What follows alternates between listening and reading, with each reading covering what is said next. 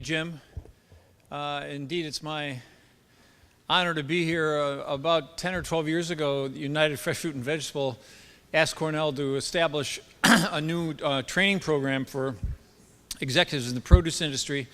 And as we speculated about what kind of program we could develop, my first phone call went to Jim Prevor, because we really value his deep expertise and lifetime experience really in the produce industry. So we're very proud to be part of this effort.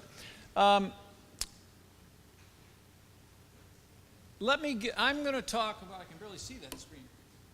I'm going to talk about the retailer-supplier relationship, and to allow me to get a better sense for who I'm speaking with, let me just give a little show of hands, and I'm going to ask you a few questions throughout this presentation. I'm a little nervous because a few of my students are out there. They both got A+, so I know they're going to know all the questions, the answers to the questions I ask. Right, Sergio? Krista, you ready? Okay. So how many suppliers, people who regard themselves as suppliers, how many do we have? Let's see your hands. Just a few. How many retailers? Just a few. Is everyone else regard themselves as in between? How many, let's say, wholesaler distributors do we have?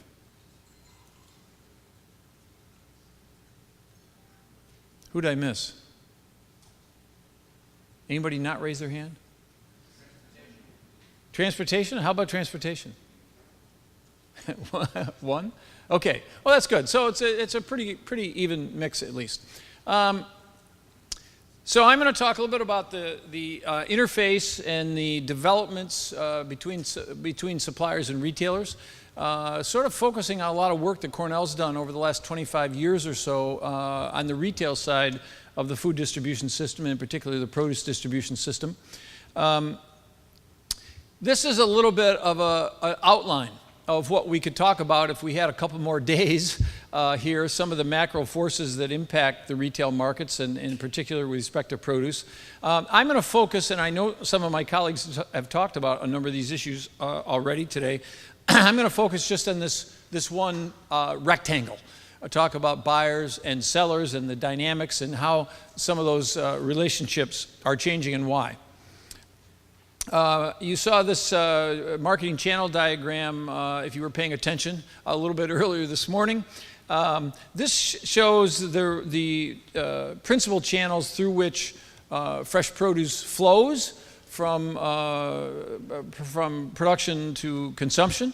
And in particular, down at the bottom, it draws attention to the fact that we have a large percentage of our fruit and vegetable industry that comes, that either leaves the country or comes into the country. Almost 50%, in fact, a little bit over 50% of all the fresh produce we consume today is imported. And that's a marked change. That's a doubling of what it was just about 20 years ago. So, and kind of interesting, in that period of time, bananas was the largest per capita consumed vegetable fruit 20 years ago. It still is today. It really hasn't changed. So the enormous growth in imports has really been all the non-banana fruits, and in many cases tropical fruits from other countries. And then you see the three principal retail channels: food service, retail stores, and direct markets. And direct markets, as you know, is growing dramatically in the last decade or so. And when I say direct markets, I mean you-pick stands, roadside stands, you-pick operations, farmers markets to some extent. And we'll talk about those a little bit more in a minute. And depending on what the transaction is if you can locate yourself in one of these boxes, one of these rectangles, you could be a buyer or a seller. So you're not always necessarily, especially if you're in the middle of the distribution system, as many of you indicated you were, you're probably buying and selling. So these comments we'll make this afternoon are very relevant for you. This shows the allocation of consumer spending over the last almost 40 years for food, not just produce, but for all food. And as you look at this figure, what do you notice?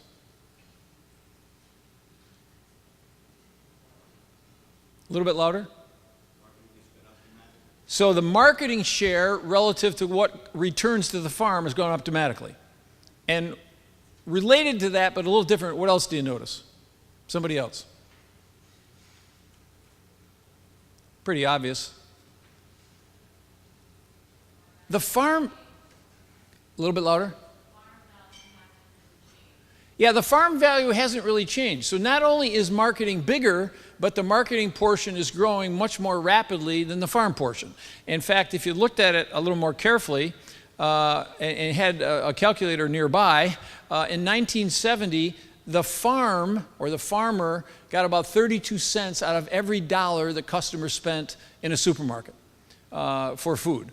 If you fast forward to 2008, you see that the farmer only got about 20 cents out of every dollar spent at the food store. And in 2015, I don't show it on the horizontal axis, but it went down a little bit further to 17 cents. Now, depending on, again, where you are in that distribution system, that might look to you as very good news or very bad news.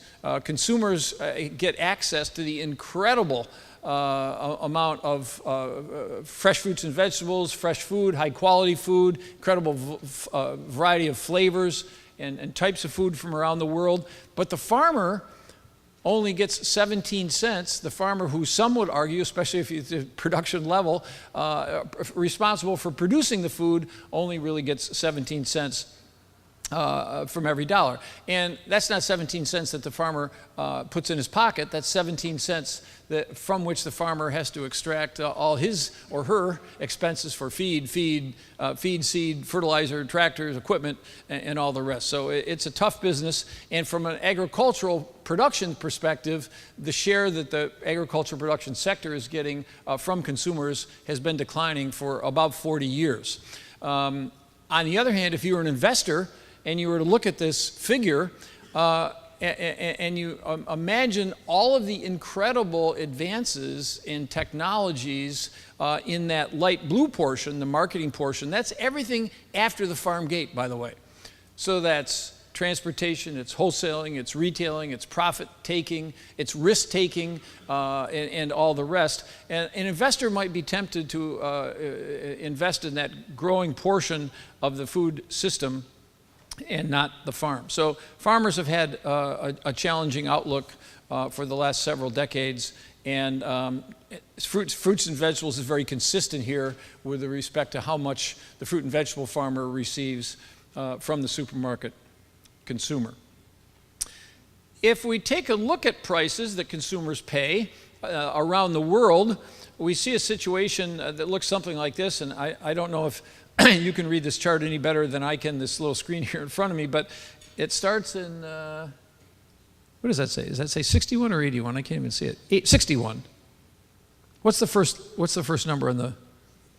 Okay, 61. So we've got about 50 years of data, both real and nominal, in terms of food prices. These aren't fruit and vegetable prices. These are the major food indices that the Food and Agriculture Organization in the UN tracks around the world. So it's grains, it's wheat, it's rice, it's palm oil, cattle, livestock, meat, and so on. And what you see is whether you look at the real prices discounted for the effects of inflation or nominal prices, we're at almost unprecedented highs around the world. Reasons for that is a different seminar, but they have to do with things like climate change around the world, severe climate change and drought in some of the big food producing areas in Argentina, Brazil, and Australia particularly. They have to do with the change of the diets in India and China primarily. Almost 40% of the world's population lives in those two countries, and the switch and the gradual movement over time from a grain-based diet to more of a meat-based diet is placing a lot of pressure on various parts of the food system. And of course, until very recently, the unprecedented increase in petroleum prices was also driving a lot of that price change. So world food prices are at historic highs, but if you come to the US, you see that US food prices are at historic lows. This chart shows the percentage of US income that consumers spend for food. It starts almost 100 years ago, or at least 80 years ago, around the Great Depression. And what this figure shows is that about a quarter of all the food money that consumers spent on food in 1929, 1930 was of all the income that they had, rather, was spent for food. That number has continued gradually to come down. Today, it's about 10%. And I mentioned a minute ago the incredible bounty. You walk into whatever is your local favorite supermarket of food that's on those shelves 52 weeks a year, coming in from around the world, and all sorts of new flavors and shapes and appearances. And you get that food for 10% of your income. And that number is markedly lower than any other country in the world. Even other industrialized companies are almost twice that. Most Northern European countries are in the 15 to 18%. Southern European countries down closer to 20 to 25%. Some emerging market countries between 50 and 75, maybe as high as 100% from time to time. In severe situations, of all people's income is spent just to survive. In our society, in the United States, we get it for 10%. And that 10%, remember, is split into two channels: supermarkets and food service. And I know you looked a little bit this morning at some numbers, I'll show them to you in just a minute, that only about half of the money we spend on food is in supermarkets, the other half is in restaurants. So 5% of our income is spent in the supermarket for this incredible high quality variety of food that we have. So that's a little bit of a backdrop from which this retail buying sector, the dynamics in retailing, have been changing. This is the chart I referred to that I know you saw partly this morning. This goes back a little bit further. It goes back, again, almost 100 years. And you can see that 100 years or so, or 80 or so years ago, that green line represents food at home, or in other words, the food that we purchase in a supermarket that then we consume, take home and consume at home. So that green line has been declining from about 80% in 1930 to about 50% today. And depending on what source of numbers you use, it's sometimes a little higher, sometimes it's a little lower. The National Restaurant Association for years has been forecasting that the amount of money we spend away from home will actually surpass what we spend at home, and we're right about at that inflection point today. So when you think about the food that you buy, or the produce that you buy, or the produce that you sell, about half of the money spent, not the tonnage, but the money spent on that food is actually in food service outlets, restaurants, fast food, hotels, restaurants, and so on. But although almost 50% of the money we spend on food, of the money we spend on food, almost 50% is spent in food service or retail. That's not the volume of food. That's not the quantity of food that we eat, and that has to do primarily with margins, as you know. The supermarket business has much lower margins than the restaurant business. Labor is such a much greater component, of course, in food service operations. The time it takes to prepare food, the service it requires to deliver the food to you at your table means that the cost of goods sold is quite a bit higher, as you see here, in a supermarket. That is to say, the actual money spent for the product paid to the supplier, much higher in retail operations than it is in food service because of the food service cost structure. If you look at the food service shares relative to the retail shares for fresh fruits and vegetables, you see here on the left, the total retail sales has been estimated by Cornell to be $79 billion, almost $80 billion. Food service is a little bit lower, $56 billion. But the FOB sales, the amount of money that the retailers and food service companies pay their suppliers, is found on the column on your right. So you see quite a bit of a difference in margin structure based on the cost of goods sold and the service and labor requirements of the food service industry. And as you think about food service in the quantity of fruits and vegetables you might find there, sure, almost half of our money is spent in restaurants, but not half of our produce is consumed in restaurants. Why? Well, it has to do with that different margin structure, as I mentioned, but it also has to do with, think about the kind of produce that you eat when you go to a restaurant. 4 items, as I note here at the bottom of the slide, and when you think of the fast food industry in particular, 4 items, potatoes, tomatoes, lettuce, and onions, make up about 2/3 of all the sales in the food service produce business. When you go to a restaurant, you don't think about getting a big heaping portion of broccoli or a big salad that has lots of fresh fruits and vegetables that is not mostly full with croutons and dressing and the rest. But so the kinds of quantity of produce that you consume in food service, although just as costly, certainly isn't as large as in the retail sector. Questions? Anybody have a comment? Go ahead. Is this evolving? Like, there's a few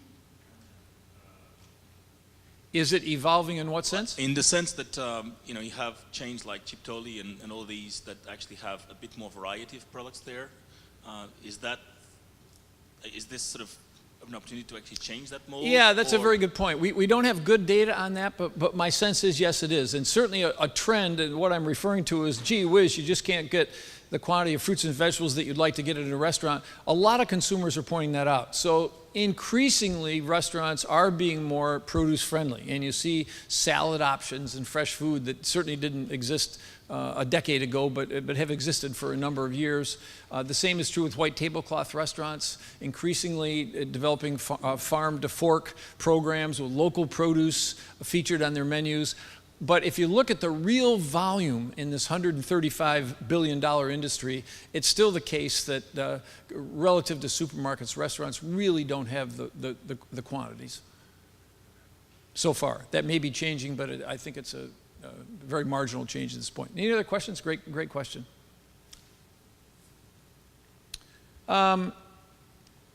So let me be a little more specific about what we've learned in recent years about buyers and sellers, and in particular, I'm going to talk about buyers. Cornell has probably done, I don't know how many, 8 or 10 retail buyer surveys, research studies in the last 25 or 30 years.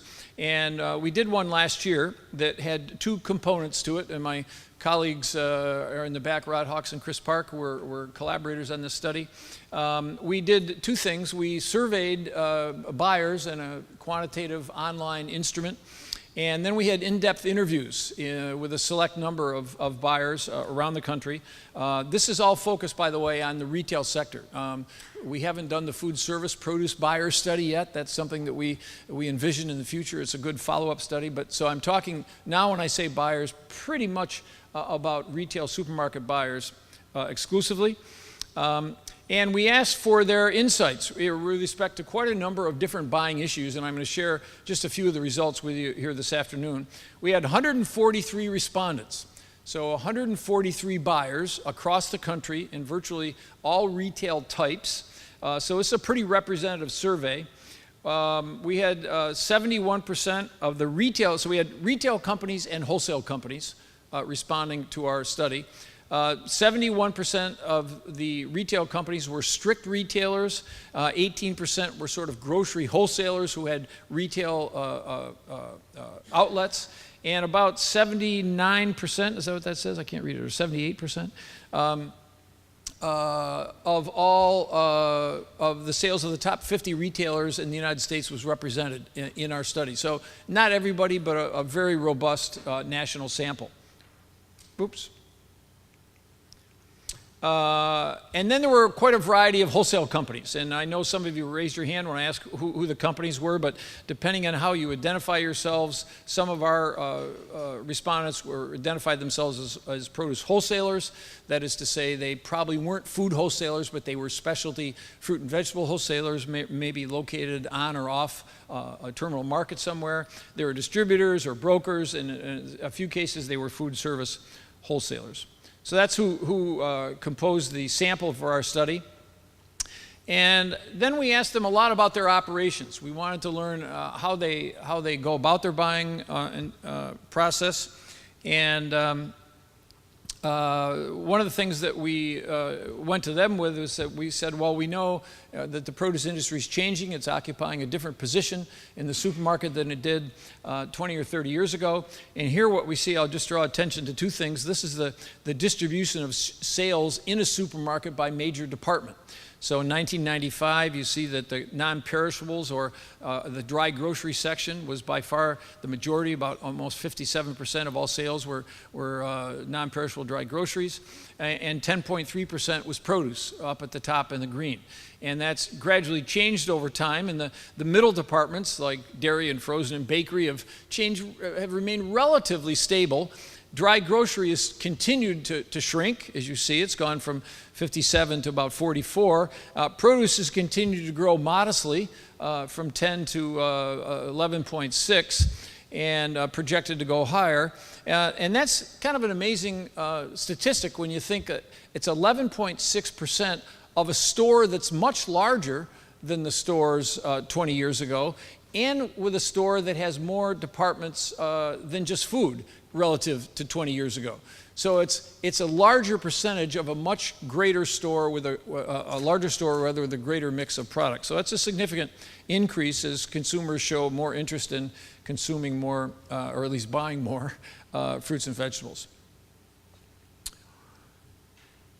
We took a look at the gross profit of produce departments around the United States, and we show some measures here over 4 periods of time: year 2000, 2005, 2010, and then the year before our study, 2013.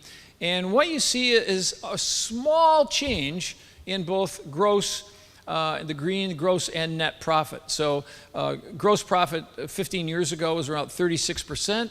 Retailers today report it's about 33%. Is that a dramatic change? Well, it depends on how you count and what position you operate in the channel. It's a 10% decline over 20 years. And if you look at the net profit, and these are measuring different companies, by the way. Each of these 4 periods, it doesn't measure the exact same companies, but it measures enough companies in the sample that we're fairly confident that it's an industry-wide trend. And you see net profit's the same thing, down a little bit compared to the last time we had measures in 2010. So the industry is becoming more competitive, the supermarket industry, that is, across the country, and that's true in the produce department. Well, at least here, at least as measured by the profitability of the department. And you can ask the question, why is profits down? Are retailers not able to raise price? Are they not able to pass along the greater prices suppliers charge to consumers? Are the costs going up more rapidly than the prices are increasing, therefore squeezing the margin a little bit? And I think the answer to both those questions is yes. If you take a look at retailers, again, over the last 80 or 90 years, you see a marked increase in consolidation, or what economists like to call concentration. This chart shows the market share of the top 4 and top 8 grocery retailers. You can see the trend is pretty much the same, whichever color is your favorite. If you choose the top 8, the red column, you see in 1929, about 8 companies controlled 27% of national supermarket market share. And that stayed the same for about 60 years. It was pretty flat. All of a sudden, in the 90s, that number went from 27 to 44. It went from 44 to 50 a couple years later. And that's as a result of quite a number of things, that fewer and fewer companies being responsible for controlling more and more market share. My question to you is, why? What happened between 87 and, say, 2007? That 10-year period had some dramatic changes for some reason that led retailers to control significantly greater shares than they did in the past. What's going on? Probably quite a few things, but what are the first couple that pop into your mind? Sure. A lot of consolidation in the industry, not just supermarkets, but a lot of industries. And why was that, though? What was leading or provoking the increase in concentration? One of them, we talked about it in the lunch panel today. What's that? What does that mean? You mean more volume of fruits and more volume of food? You're surely right. That wasn't exactly what I was thinking of, but okay, Wall Street was not what I was thinking of, but you're exactly right. There was a lot of money available in those times to fund acquisitions and mergers and so on. So there was a lot of money available for investing. What else? Walmart is what I was thinking of. During that same period of time was when Walmart decided to get into food. So Walmart built its first supercenter. Walmart existed since the 60s, I think. But it was a discount store. It was a general merchandise discount store primarily. And around 1987 or 88, Walmart announced it was going to get into the food business, built its first supercenter. Supercenters started growing like crazy throughout the 90s. And other conventional retailers looked at Walmart and they first poo-pooed it. They said, well, you know, they're a kind of a low-quality discount retailer. They're certainly not going to affect my food business.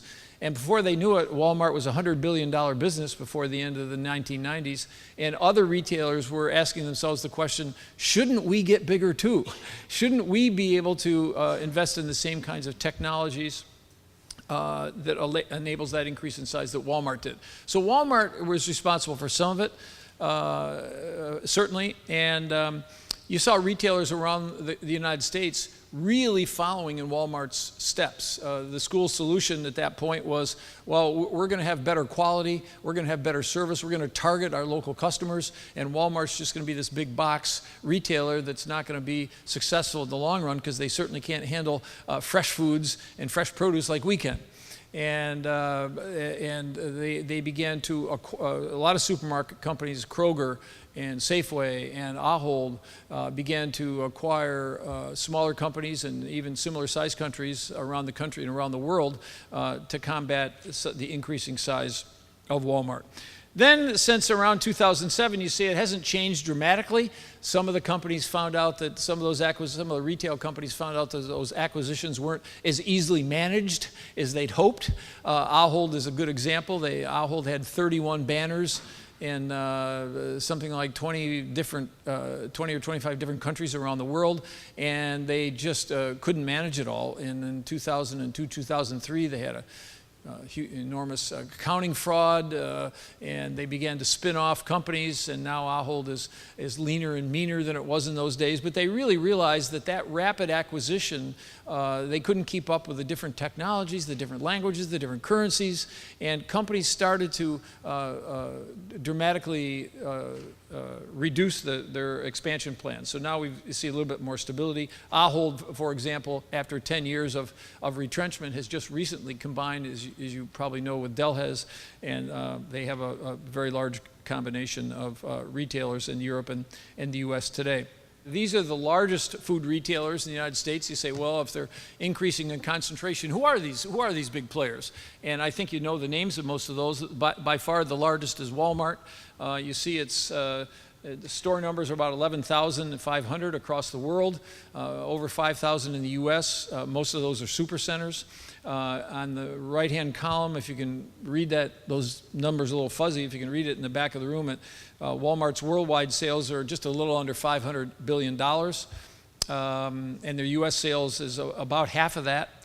If you go down the list, you see Kroger, Costco, Albertsons, Publix. Number 6 is Ahold, and number 9 is Delhaize.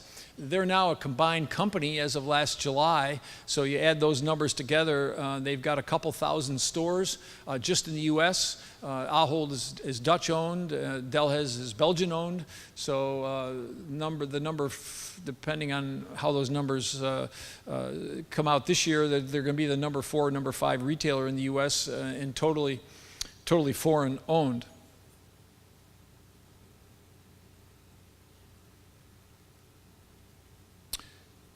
So if you take a look at a couple of the big players, the big retail buyers of food and produce and other categories, let's take a look at the biggest, keeping our eye on Walmart. This is what's happened to Walmart since, who can read that far left number? 67, 87? 97? Okay. Is that what it says?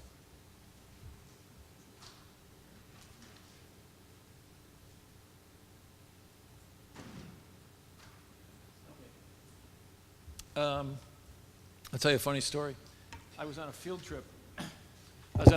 With a group of students, and I was sitting in the front seat of a bus, and we were in England, and we were lost on the highway.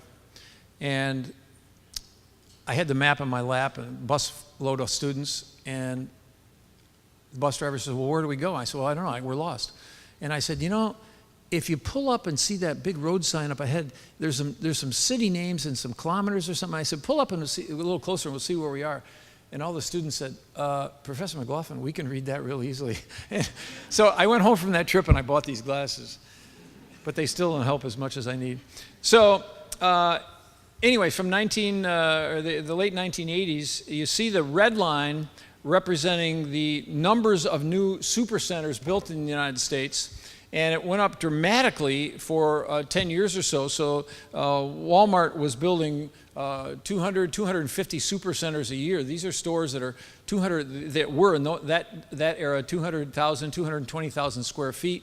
And, you know, they were putting up 2 or 3 a week the whole year. The most amazing thing about that is not just the sheer numbers and the sheer investment of capital, but is the labor component.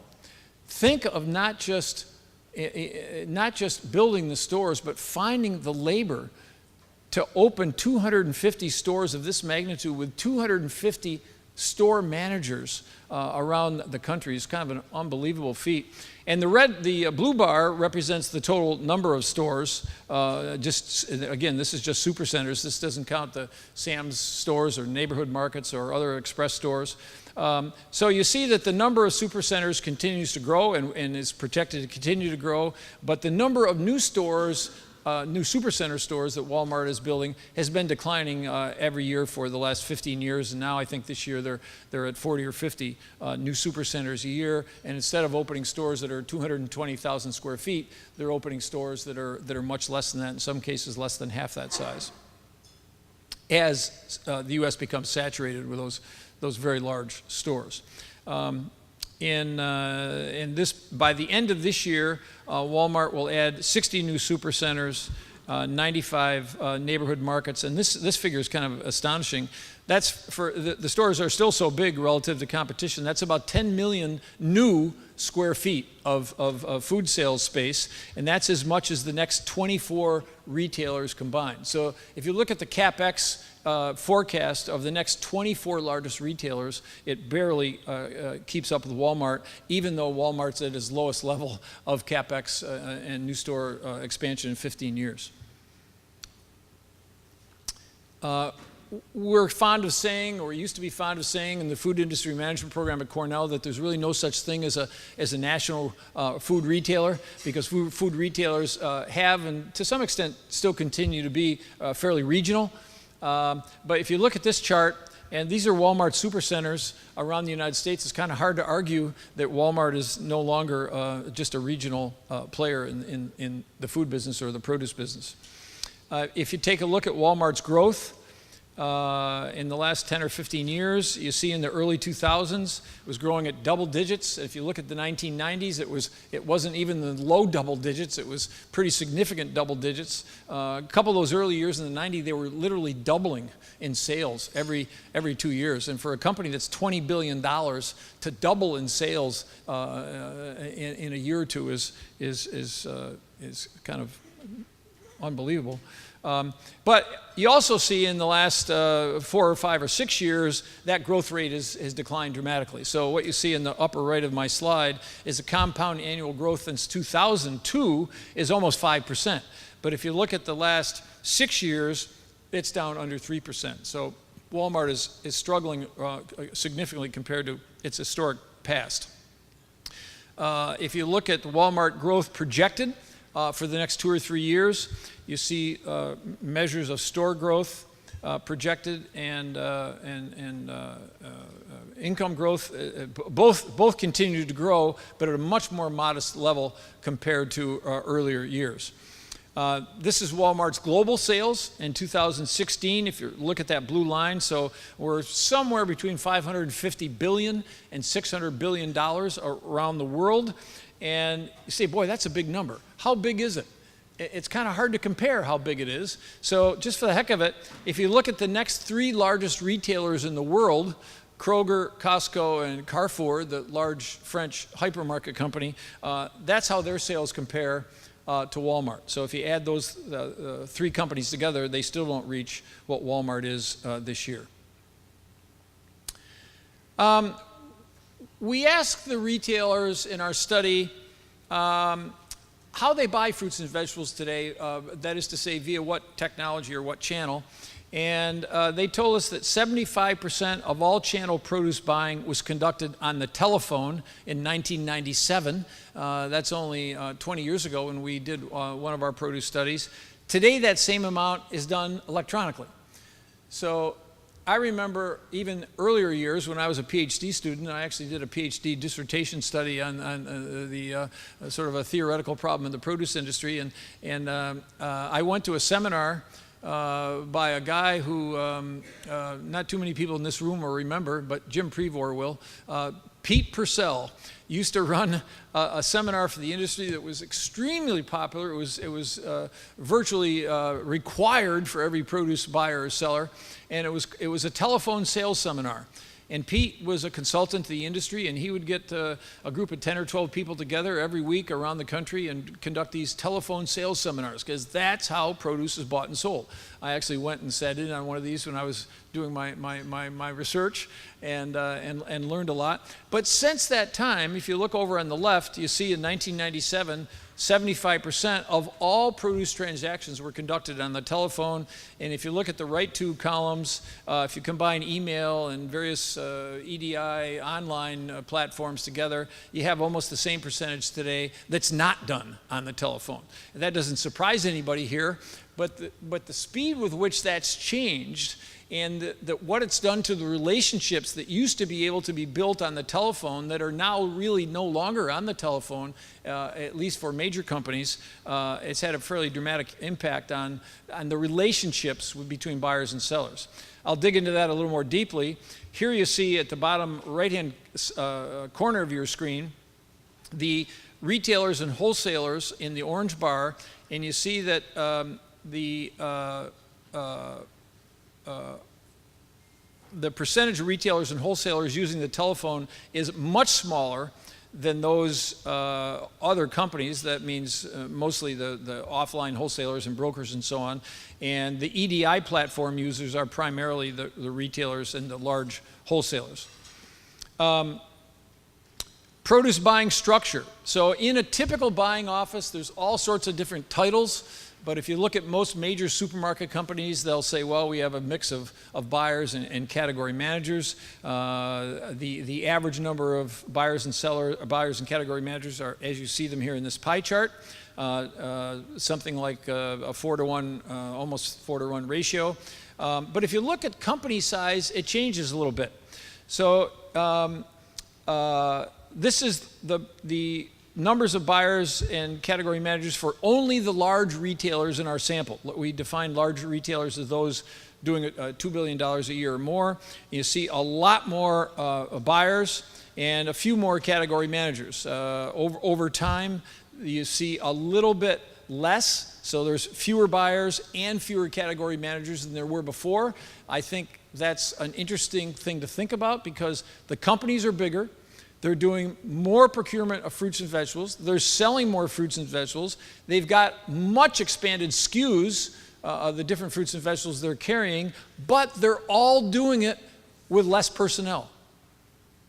Now think about what that means. We'll talk about this more in just a minute. It has to do with the relationships, I said. It has to do with what Reggie Griffin pointed out at lunch today about not having people quite as familiar with the industry as they once were, and so they're having to rely on technologies instead of people knowledge, but all retailers are facing, especially the publicly held companies, are facing enormous pressures to reduce costs. And one of the things that you see here, just in this study in produce, is we're seeing fewer, smaller personnel staffs than we did just 10 or 20 years ago. Summarizing these first couple slides, factors driving more electronic exchanges. So what are the factors that are pushing us more toward electronic exchanges and away from face-to-face or even telephone communication? One is buyers are handling more items. So if we started in the mid-1960s, the average produce department carried about 60 items, 60 fresh fruit and vegetable items. It's not at all unusual today for an average supermarket company to carry 500 to 600 items. Big stores will carry 800 to 1,000 items, seasonally adjusted. And yet the numbers of buyers and sellers hasn't expanded proportionally. In fact, as you saw a slide or two ago, just the opposite. It's actually declined slightly. So you've got a smaller number of buyers responsible for a many-fold increase in fruits and vegetables. That means instead of just following the commodity markets for 60 items as they were doing a generation ago, now they're forced to follow the market vagaries of 800 or 1,000 items. And no one can do that. And technology, of course, is one of the things they rely on to assist them to try to do that. Number two, retail buyer rotation means less produce experience. So that's what I was referring to when Reggie said, gee, 5 years ago this person was doing something entirely unrelated to produce, and next year they may be doing something also unrelated to produce. So you might be talking to the produce buyer today about your apple order, and last month he or she was selling lawnmowers. So it's incumbent upon the suppliers even more than it was in the past to really understand the category so they can pass whatever information is required along to the buyer. Third, non-traditional retail formats now carrying produce. What does that mean? Well, if you look at those logos down at the bottom, that's what that means. We've now got channels selling food and selling produce that simply never did a decade or two before, earlier. So you go into dollar stores, and many of them now have produce departments. Nearly all of them have dairies and bakeries. And those buyers are not the traditional in-depth knowledge of the produce industry that the supermarket buyers historically were. And as those non-traditional retailers carry more and more produce, you can bet that those buyers are not going to have the experience that produce buyers traditionally would have had a generation and a format ago. So what does this mean for the produce system? First of all, the quality of information conveyed may not be as complete as it was in the past, where you could really get on the phone or talk to someone at a trade show and say, here's what the deal looks like. Here's how my product conditions are changing. Here's what you need to look for in terms of promotions that I can offer you. Because so much of this face-to-face, this phone-to-phone transaction and conversation is no longer carried out. A misalignment of supply and demand. What does that mean? Well, retailers have an awful lot of demand information because they get it on a day-to-day basis from consumers. They get it on a real-time basis. They know the sales at 2 o'clock and how they differ from 10 in the morning. But is that information getting passed through efficiently to suppliers? And it looks pretty clearly that not as well as it could be. And also, because of this lack of personal conversation, personal dialogue and discussion, there may be a lot of missed opportunities for certain deals when you've got a really hot product, or you've got your warehouse is a little long and you can do something for a retailer's specific division or a few stores, but that information is often not communicated very well. A couple of trends in the food system that impact retail buyers. One is consumer shifting from upmarket stores to value stores. And I think I heard Rod say something this morning about 40% of all sales now being in value stores. And if you look at, I think one of the most remarkable indications of that is what's happened to the dollar stores. I can remember when this format was a new thing in the end of the 80s, and we were all excited because we said, boy, this is really fun. We can talk about a new format at seminars. Everything in the store is going to be sold for $1. That is so cool. but it certainly can't last very long. It's just a fad. Because after all, how much can you really sell for $1? Well, here it is 30 years later. And last year, these are the two largest publicly held dollar stores. Dollar Tree acquired Family Dollar, and Dollar General has 12,000 stores. Dollar Tree's got 13,000, and that's the number of stores they opened last year. 730 new stores in 1 year. That's 2 stores a day, every day of the year, all year. It doesn't sound like a format that's declining as a fad to me. Over in the far right, you see the same-store sales increase, pretty respectable number, 2.8%. Most retailers would be quite happy, most conventional retailers would be quite happy with that number. And we see consumers increasingly shifting to that format, not just because it's price dominated. Of course, it is price dominated. But increasingly, those dollar stores are carrying fresh food, they're carrying national brands, and they're offering not just low price, but because of their smaller nature, a lot of convenience that the big boxes simply can't offer. Aldi is still an example of a value store. Aldi is a German-based company originally, as you know, came to the United States in the late 60s. People kind of laughed. They said, 600 items? Are you kidding? Who's going to shop there? No brands, no telephone, no bathrooms, no scanning, no Coca-Cola? It's a joke. It can't last. Well, now they're projecting 3,000 stores somewhere in the early 2020s.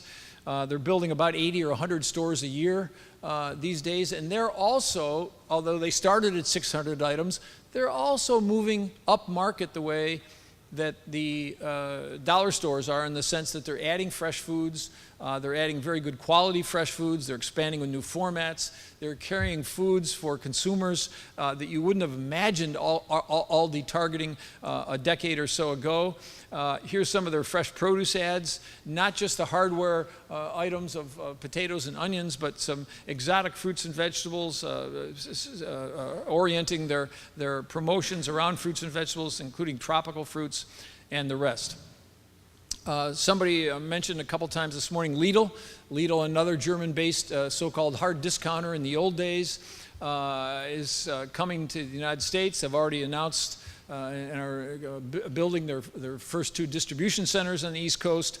Lidl is the largest retailer in Europe, 10,000 or so stores. Very similar to Aldi when they started. They were both so-called hard discounters. That meant really serious, no-nonsense discount, open cut case boxes in the stores, not too clean, but they attracted hordes of consumers because of their low prices. But they've evolved like Aldi, and in fact, maybe more rapidly. They're like Aldi, but they arguably have better fresh departments. They have more different products, including more national brands. Extremely environmentally conscious. A lot of their stores in Europe have solar panels on the roof. A lot of them have in-store scratch bakeries or bake-off operations, but at any rate, they're in-store. You can't read that little sign way up in the right-hand corner, but it's a poster, a sign out in front of a Lidl in the Netherlands, and it says, #1 in fruits and vegetables 3 years in a row. And Lidl's got the same positioning in the Netherlands that it does in the rest of Europe, and that is specifically, we are a low-price retailer. And we have only recently added fruits and vegetables. They don't add that second part, but in fact it's true. But they've developed such a strong reputation in fruits and vegetables that even relative to the conventional retailers and the high-end retailers for fruits and vegetables, in 3 years in a row in consumer surveys, Lidl has come up, voted the #1 retailer in fruits and vegetables in the Netherlands. So it's going to be a real source specter to deal with when they come to the U.S.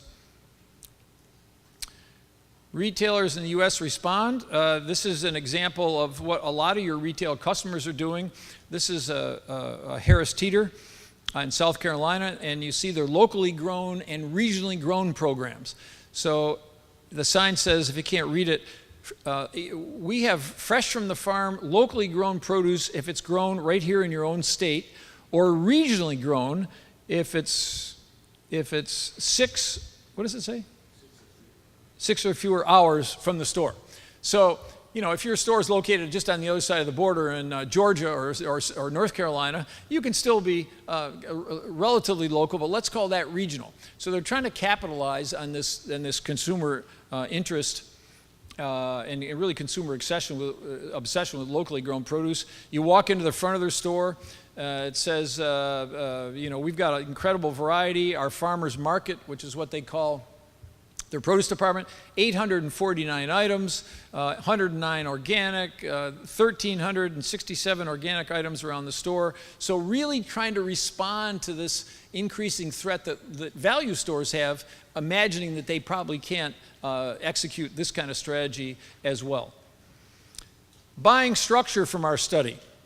We asked buyers to tell us on what performance criteria they were evaluated. So how did they get evaluated by their superiors in the produce department? The criteria you see are down the left. So they told us, well, one thing we get evaluated on is how fresh and high quality are the products in our department. We said, what does that mean? I mean, what are the metrics really that measure quality and freshness? They said, well, it's kind of imprecise. It's our boss, our superiors walking through the store, looking at the quality of the fruits and vegetables on our shelf. It's what shoppers tell us and what kind of feedback we get from them. All sorts of informal measures in terms of meeting specifications that we have for our suppliers. We get evaluated on inventory turns. We're supposed to hit between 2.5 and 2.7 turns a week. We get evaluated on shrink.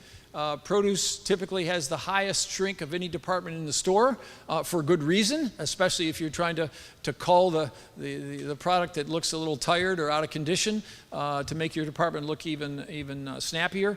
But we have to control that without getting too low. That's another conversation. We get evaluated on sales and gross margin. That is to say, our budgets, our sales and gross margins are established, and we've got to hit those budgets, and we've got to try to do better than whatever our budget was a year ago. A few buyers told us, you know what? We also evaluate our buyers based on vendor feedback.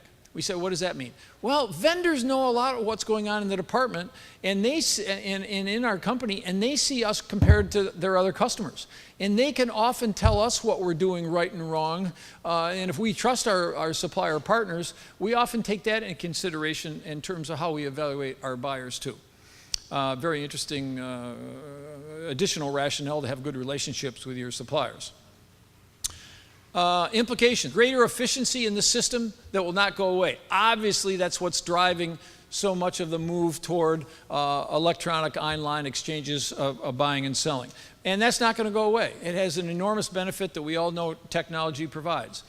Buyers and sellers, though, need to maximize the efficiency and try to maximize information quality at the same time.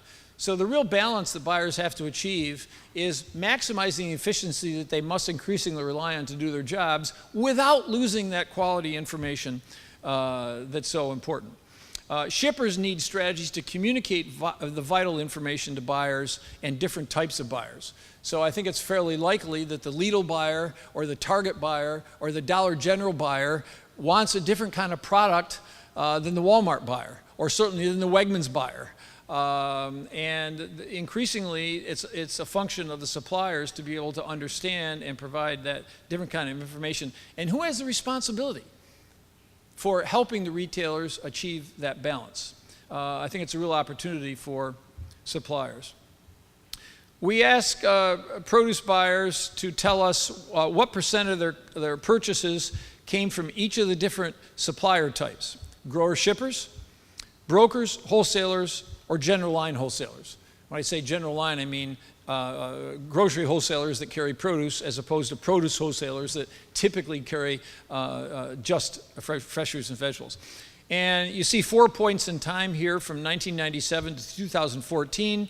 And of course, what you see in the far left is increasingly over that last 20-year period, more and more fruits and vegetables come directly from grower shippers.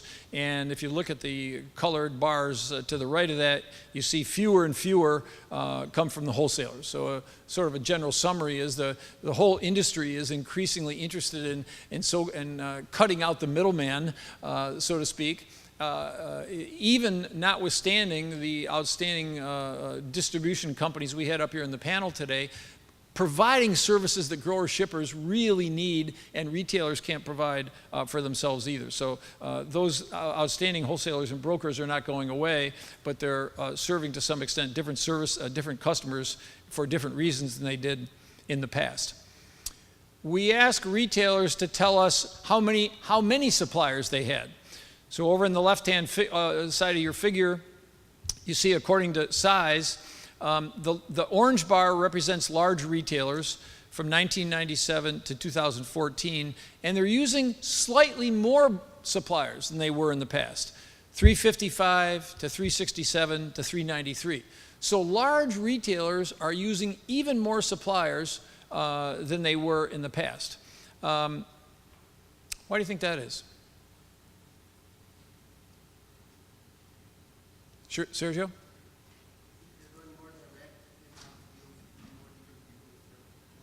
Okay, one reason is I just got through saying they're going more direct more often, so they might have to make more calls because they're not using a generalized wholesaler to consolidate those orders for them.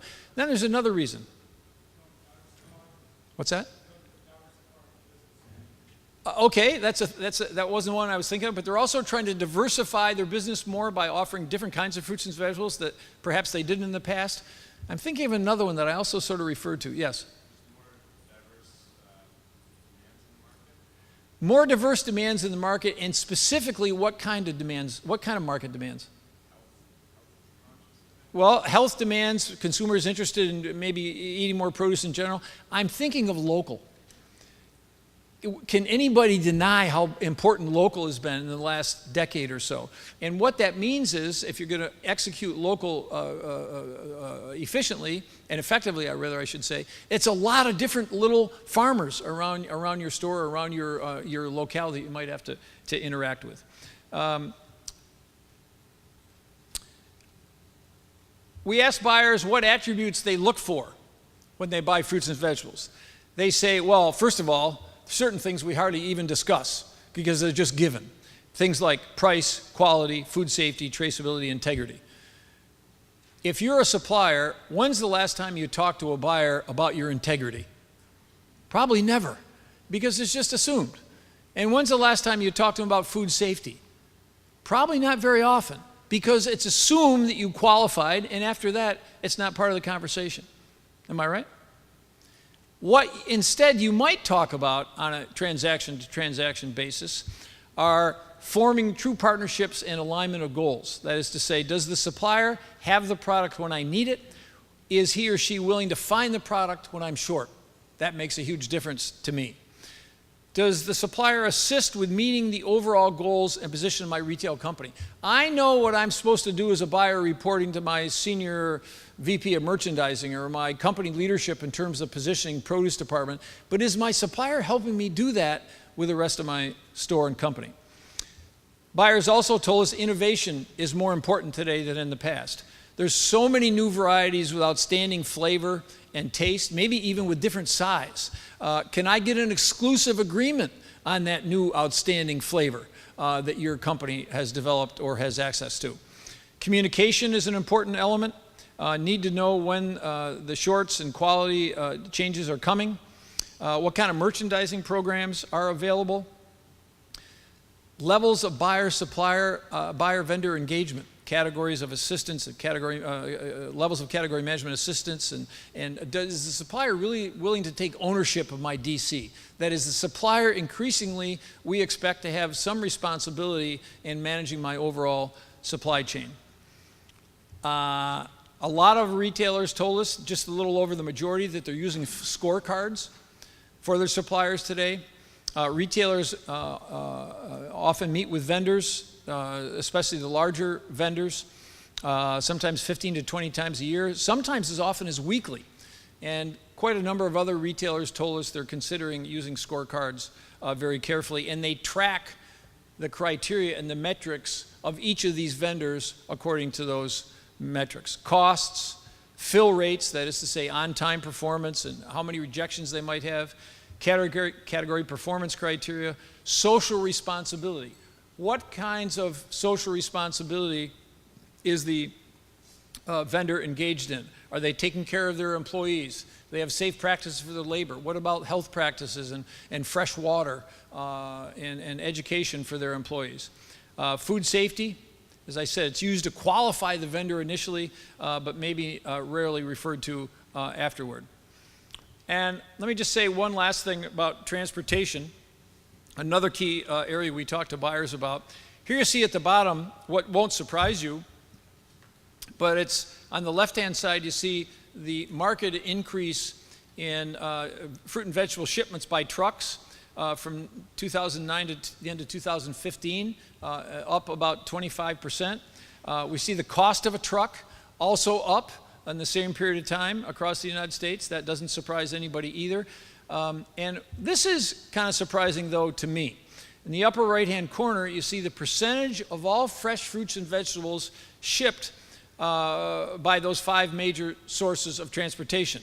And you see the 4 at the bottom that are barely register on the chart, but trucks have gone from 87% of all produce in the early 80s to 90%, and today it's almost 96% of all fruits and vegetables, despite the increased efficiency of rail and piggyback and so on. Trucks are just so much more convenient, and now, of course, that the crude oil price has dropped from $106 a barrel. I think it closed last week about $49 a barrel. It's given suppliers and retailers an increased number of reasons to go with truck as opposed to rail. We asked buyers who has responsibility for arranging the transportation. Here what you see is about half of the buyers said that they'd like to arrange it themselves. The other half, or almost the equal number, not half, say they arrange it by a supplier. And on average across the United States, 26% of the average cost of transportation transportation is 26%. The average cost of transportation as a percent of the cost of the product is 26%. So on the retail shelf, if you will, 26% of the price of your average fruits and vegetables was a result of the transportation. I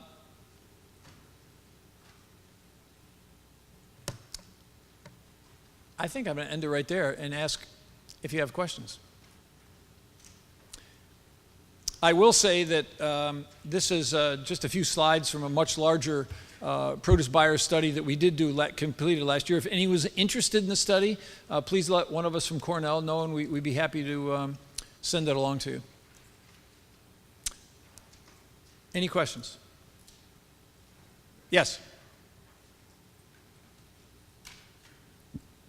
Regarding the logistics and the transportation, so with increased urbanization, do you see it as a problem with this many trucks going to big cities?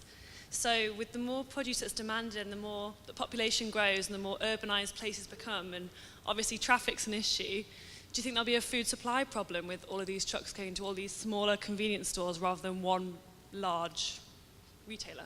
Yeah, I think it's an enormous problem. But the most amazing part about it is the evidence right here. What you cite has not been a problem just in the last 18 months. It's been a problem the last 50 years. And yet every one of those years, truck transportation keeps growing at the expense of other modes. And I think it's an enormous issue in terms of carbon footprint, in terms of the location of wholesale markets around the country. Yes, it certainly is an issue. I'm not sure I answered your question, but... Do you think it's going to happen in terms of, obviously in some of the previous talks, we were talking about how there's smaller retailers and more food service and more outlets opening and more people having food outside of the home and eating out more, I suppose, and going for more sort of exotic fruit and vegetables. So what do you think's the answer? Because obviously trade's a good thing, but then it's more demand on logistics and more pressure on logistics. Yeah, well, it's a huge opportunity, isn't it? Because you're exactly right. It's an enormous challenge for the logistics industry, and as a result, it's an enormous challenge for all of us. How are we going to take care of these increasingly fragmented retail outlets where produce is offered, and we want it to be offered because we want consumers to have healthier diets, but at the same time, we have to transport the product there. And there's improvements in technology all the way through the transportation system and all those other modes, including in trucks, by the way, of course. Truck efficiency and the safety of trucks and the availability of drivers is a bigger problem than it's ever been before. So those are huge opportunities for the industry to address. I agree 100%. Okay, I think we're out of time, but thanks very much.